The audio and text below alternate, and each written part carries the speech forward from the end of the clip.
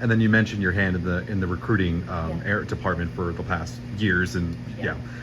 So as far as New Mexico high school soccer, club soccer, will you be keeping your eye on the local talent around here? Absolutely. I mean, if you look back through the history of our program, the 11 years that we've been here, right? Some of our most impactful players have been New Mexicans. And it's important to me that although I'm not a native of New Mexico, I've been here long enough, I feel like I can call this home. It's important that we keep the best talent here. So absolutely, we will have a big presence recruiting here locally, and we'll do our best to keep the best players here.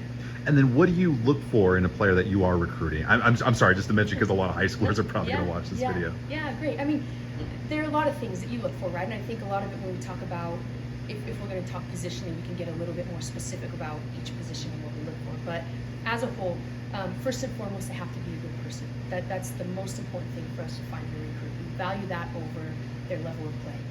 And then secondly, they have to be a good soccer player, right? But we value the person part of it first and foremost. We want them to be team first. That when they come into our program, that they believe in what it is that our vision is for the program. They're bought into our culture, and that they want to be part of that. That they can put the good of the team above their own desires, which sometimes can be difficult, right? Especially if you're not playing as much as you want to, but they can always put the team first. And then we're looking for players who have, of course, we want good soccer players, right? Who are technical, who read the game well, who make good decisions. And then I think the other thing is we want players who have one special quality, So that may be a player who's really good out of the air. We would love to have a player who's really good out of the air. And we have a few of those, right? Maybe there's a player who's really good going 1v1 against defenders and wants to face up and run.